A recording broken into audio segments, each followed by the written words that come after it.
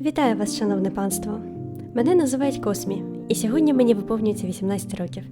Зі святом мене! Цей вік – це певний рубіж у житті, тому я би хотіла просто розповісти про своє життя. Хто я така, як я опинилась тут і чого досягла за ці роки. Тут не буде приголомшливої історії. Я просто звичайна людина, котра робить те, що їй подобається. Я народилась в Запоріжжі. Ні, жартів про аромати та кічкас не буде. Як це, на жаль, часто буває, мій батько не брав участі в моєму вихованні. Чи добре це, чи погано, я сказати не можу, бо його впливу на моє життя не було абсолютно. В цілому ж в мене було звичайнісіньке дитинство, як і в інших дітей. Дещо почало змінюватись, коли в мене з'явився відчим та брат. Я заздрила, бо вже не отримувала такої уваги, як раніше, що цілком логічно. Але тоді маленькі мені нічого не пояснили, і я просто злилась на всіх за те, що я по факту стала пустим місцем. Протягом життя я багато переїздила. Здебільшого через деякі сімейні обставини з однієї частини міста в іншу і назад. Через це в мене майже не було друзів, а ті, що й були, зазвичай обмежувались школою. Мені часто кажуть, що я важка людина. Можливо, це було одним з факторів, чому мені було так важко вливатись у колектив та знаходити друзів. Особливо відчутним для мене це було, коли після чергового переїзду я поміняла школу. Але я рада, що в тій школі зустріла чудових людей та гарних друзів, з якими досі підтримую контакт. Не знаю, що я би робила, якби вони не забрали мене у свою компанію, як якесь вуличне кошеня. Дякую вам, мої любі анімешники-меломани.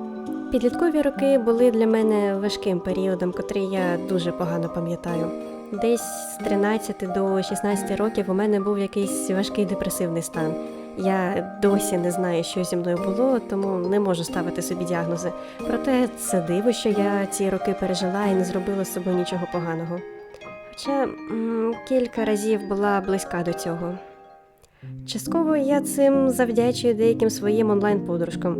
І хай всі вони родом з Мордору, я не можу ігнорувати того, як сильно вони мені допомогли в ті роки. Хоча, от коли настав той роковий четвер, я ще ніколи не відчувала себе гірше. Здебільшого, якраз таки через них. Але ось скільки часу вже пройшло, і задля саморефлексії я виливаю свої психологічні травми у творчість, зокрема у пісні. Коли я була маленька, вчителі звернули увагу на мій талант до музики, тому було прийнято рішення відправити мене до музичної школи. Я ніколи не хотіла цим займатися, але мати вмовила мене просто закінчити, а далі вже робити, що хочу. Ну, от я і захотіла вступити до музичного коледжу. Якби не відрахувалась, цього року було б вже 14 років, як я займаюсь музикою. Не хотіла я цим займатися, звісно. Важливою частиною мого життя стала українська спільнота Вокасинту. Якби не вони, я би, напевно, так ніколи не випустила чорно-білу ідеологію, та тим паче не продовжила б і далі писати пісні. Скажемо так, якби не вони, я би навіть не знала, що існує щось окрім вокалоїду, бо сама співати я б ні за що не погодилась. На Ютубі я вже досить давно. Свій старий канал я створила ще в липні 2018 року, де досить довго викладала кривенькі анімації.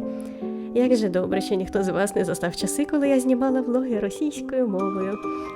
Цей канал я створила, бо хотіла почати все з чистого аркуша. Колись одна дорога мені людина сказала, що в мене чудовий голос, яким варто розповідати історії. Тоді я замислилась, що, можливо, вона права. Мені подобається формат розмовних відео, які можна ставити на фон та слухати, поки я зайнята своїми справами. А також мені подобається самі щось розповідати. Просто в реальності мене зазвичай не хочуть чути. Та й чомусь в нас в сім'ї заведено нікого не слухати і говорити лише про себе.